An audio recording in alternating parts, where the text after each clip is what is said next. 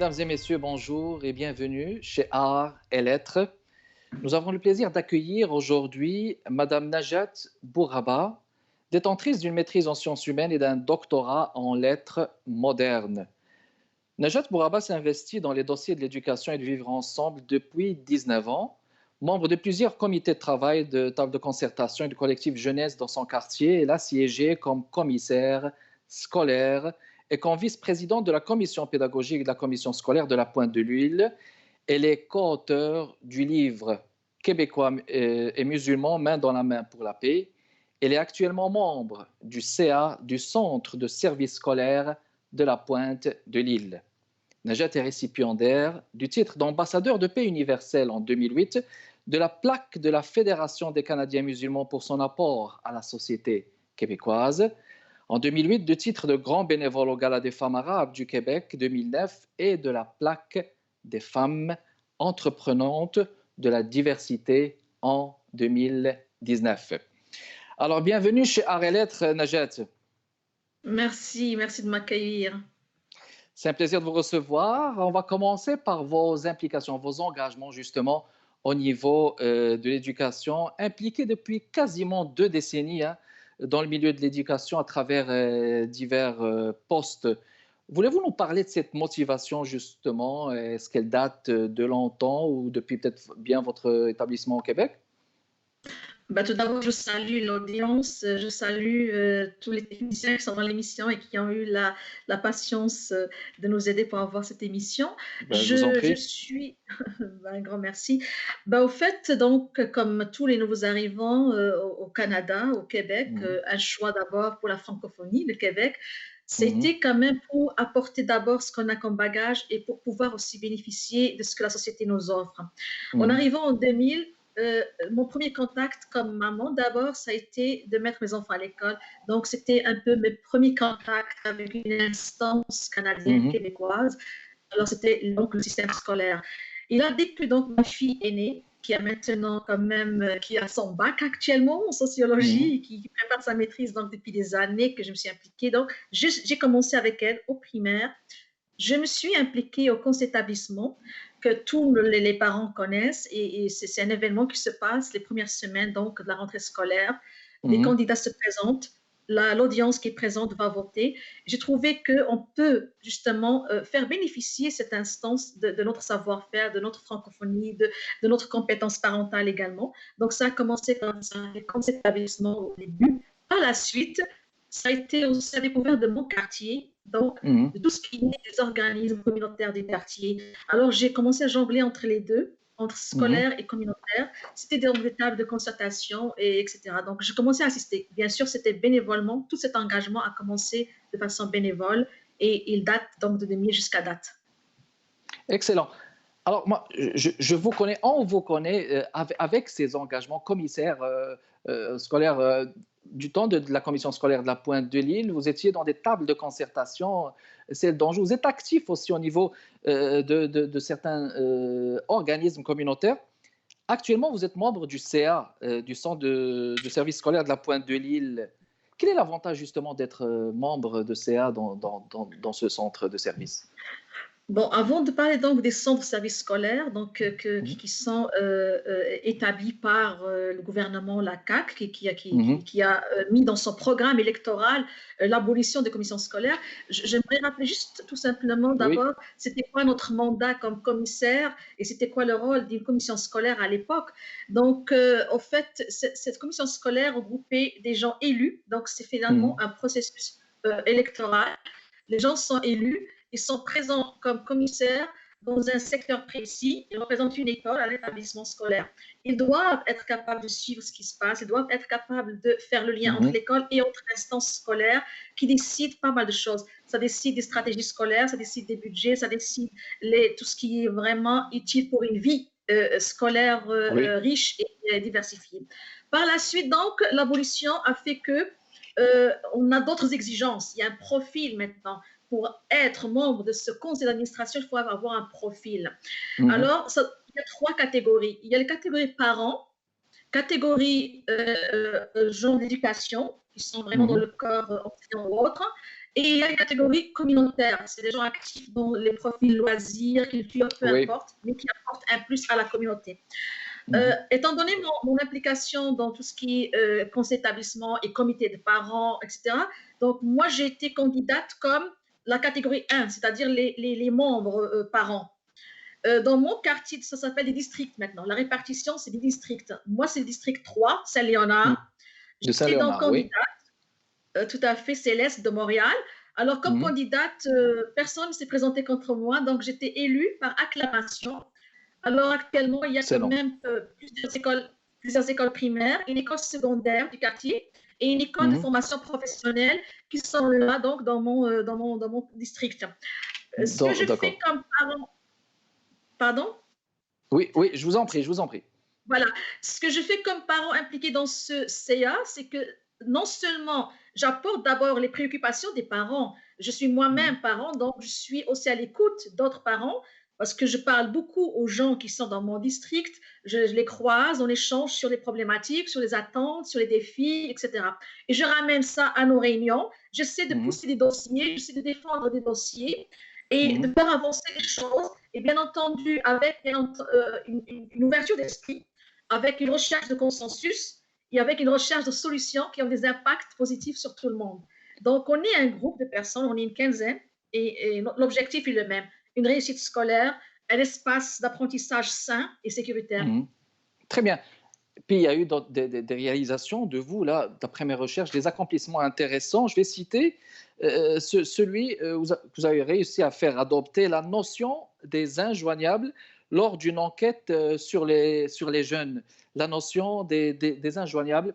Je vais vous reposer la question. On va le faire après la pause publicitaire. Restez avec nous, évidemment.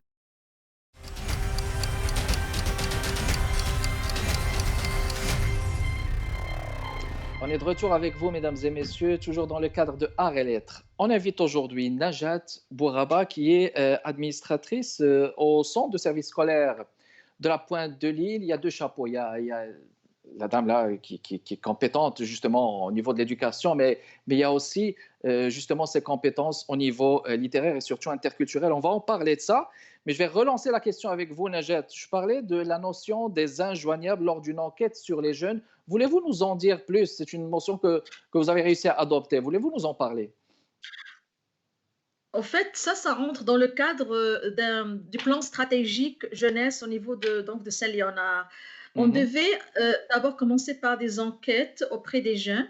Alors, on mhm. avait les écoles primaires, on avait les écoles secondaires, on a réparti Oui. ça avec donc, des intervenants, et donc, on avait des groupes focus, etc. En fait, ce plan jeunesse, il est sur 5 ans et on l'a commencé en 2016 déjà comme enquête et comme travail de terrain. Mhm, Lors des discussions, j'ai remarqué qu'on cible toujours les jeunes qui sont dans un cadre officiel. Ils sont présents dans une école, dans une maison de jeunes, dans un centre X, enfin, bref, mhm, un peu dans des zones standards. Alors moi, j'ai pensé à tous ces jeunes qu'on croise quand même, qui sont derrière un McDo, à côté d'une pizzeria, devant un dépanneur. Il y a des jeunes qui sont là et qui fréquentent pas forcément des endroits standards, des endroits mhm. classiques où on aimerait les voir. Alors là, j'ai toujours eu cette idée en tête de dire, mais comment y arriver à ces jeunes-là? Comment leur parler? Comment avoir aussi un son de cloche de ces jeunes-là? Et là, j'ai proposé cette notion qui était donc rapidement adoptée par tout le monde. Tout le monde a trouvé l'idée Mhm. intéressante. Et on a donc commencé à joindre ce terme-là à toutes nos recherches, à toutes nos Mhm. préoccupations jeunesse. Donc, on y va vers eux. On va les chercher derrière le McDo, on va les chercher là où ils sont et on va leur dire, ce soir, il y a une rencontre à tel endroit, soirée pizza, soirée ce que vous voulez, il y aura des choses, mais venez nous voir. Donc, ça a été, pour moi, c'est vraiment quelque chose qui m'a beaucoup, beaucoup fait plaisir Mhm. parce que j'étais toujours malheureuse de voir qu'ils ne sont pas finalement atteints par ce qu'on fait. Ils ne sont pas concernés par nos projets. Et c'était Oui. dommage. Donc voilà, maintenant c'est resté dans le plan stratégique quinquennal et je crois que ça va rester. Et on est en train d'exporter à d'autres arrondissements et à d'autres districts aussi, même au niveau scolaire, de parler de ces jeunes-là.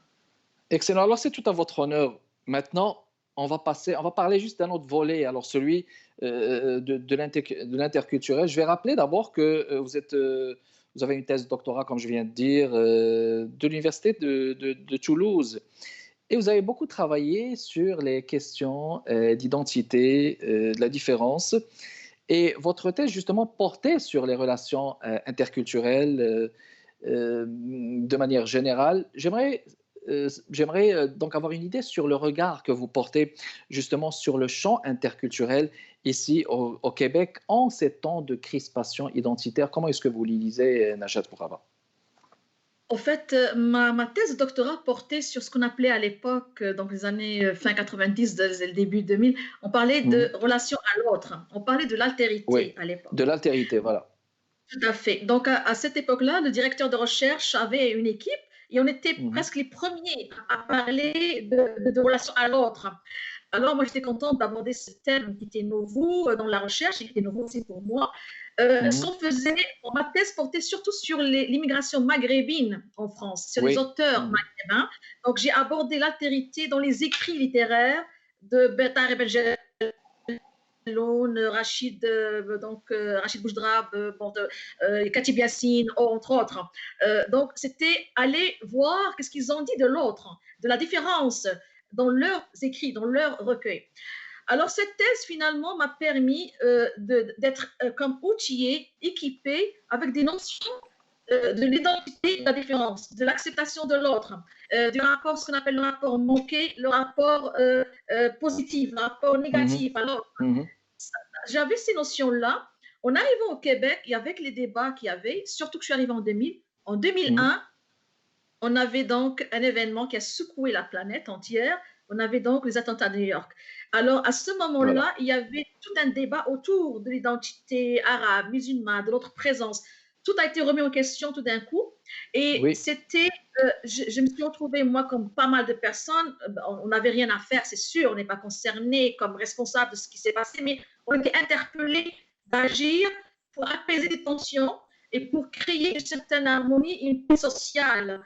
Alors Mhm. là, c'était 2001-2002. Au fait, j'ai commencé à participer dans des rencontres, des tables rondes, justement, suite aux attentats de 2001, et pour dire, mais qu'est-ce que nous, on apporte comme communauté arabe et musulmane? Et cette idéologie qui est apparue tout d'un coup, qui est vraiment basée sur une certaine violence, etc., est-ce que c'est vraiment nous? Non, c'est pas Oui. vraiment nous.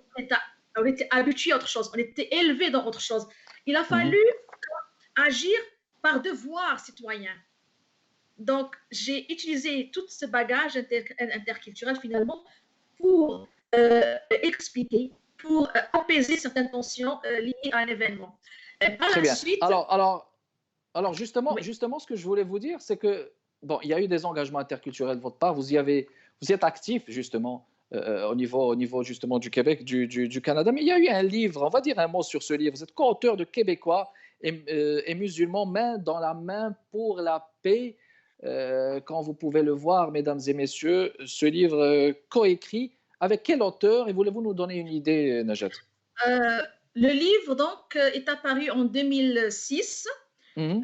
L'auteur, c'est Marie-Ève Martel, les OK. éditions Langton. C'est Mhm. un livre de co-auteur.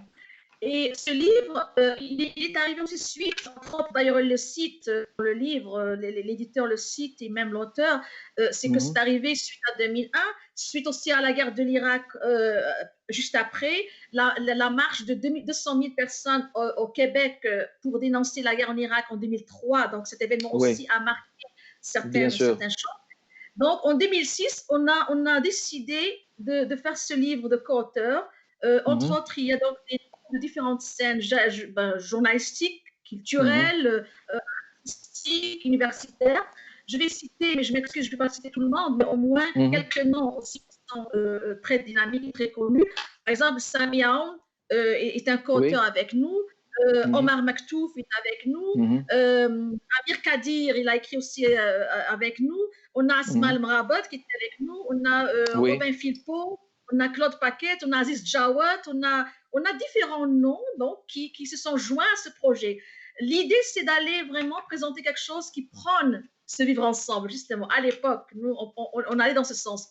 Quelque chose qui Mhm. prône une acceptation de l'autre et une meilleure compréhension de l'autre. Ma participation à moi portait sur l'autre dans la religion justement musulmane. Comment, dans nos façons de faire, dans notre éducation, teinté par notre religion, comment on est généreux dans l'acceptation de l'autre, comment on se soucie du bien-être de l'autre, comment le voisin compte pour nous, comment Oui, l'autre et qui ça n'a c'est pas... intéressant, justement Très intéressant. parce que c'est toujours une question de la bonne connaissance de l'autre, ce qui n'est pas toujours évident. Bon, on va faire une pause et on va revenir après pour continuer donc notre discussion avec notre invité Najat Bouraba. Restez avec nous, mesdames et messieurs.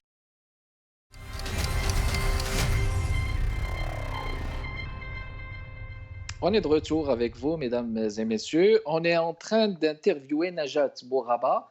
On était en train de parler justement d'interculturel. Il y a un projet qui s'en vient, Najat, justement. Voulez-vous nous dire un mot justement concernant ce projet sur l'interculturel?